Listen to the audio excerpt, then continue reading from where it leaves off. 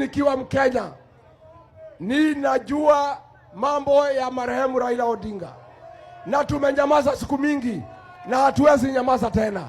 Tutoboe tusitoboe? Tunataka kuuliza, wiki 3 kabla Raila hajaaga, director wake wa communication anaitwa Dennis Onyango aliandika barua akasema ati kuna watu wanataka Raila akufe. Alijuaje Raila atakufa?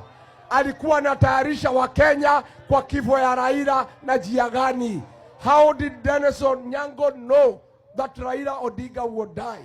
Because hakuna Mkenya alikuwa anajua Raila ni mgonjwa. Huyu Dennis Onyango ndiye aliandika barua ati viongozi ya upinzani ati wanaombea Raila mabaya ati akufe. How come wewe Dennis Onyango ulikuwa na habari ya kwamba Raila atakufa? Habari imetufikia ni kwamba huyu Raila Odinga alilazwa katika Nairobi Hospital, na hao madaktari wa Nairobi Hospital akiwemo daktari wake Profesa Olunya wakasema Raila asisafiri, akae hapa Kenya atibiwe polepole, asiingie ndege, asiende ng'ambo. Ilikuwaje serikali iliamua kumtoa Raila kumpeleka India? Wale madaktari wa Nairobi Hospital wakakataa. Madaktari wa Nairobi West Hospital ambaye ni ya William Ruto ndio waliingia ndege, mtu naitwa Jayesh, wakapeleka Raila India na hakurudi.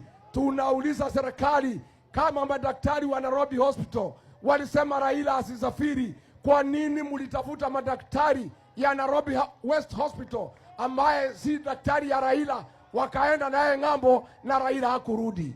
Tunataka kuuliza, sheria ya kifo, ukikufa nje ya hospitali lazima ufanyiwe postmortem.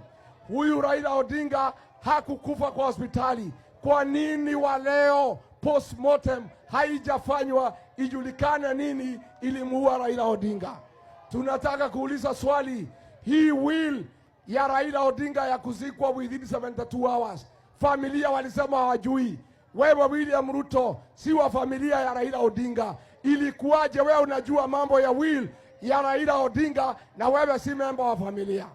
Kwa hivyo, kwa sababu iko masuala tata, iko maswali mingi, tunataka kuuliza kuwe na public inquest na iongozwe na watu ya Scotland Yard ama wale FBI, ichunguzwe kikamilifu ni nini ilimuua hayati Raila Amolo Odinga, ndio Wakenya wajue kuendelea mbele. Harambee! Mutashikilia huyu jicho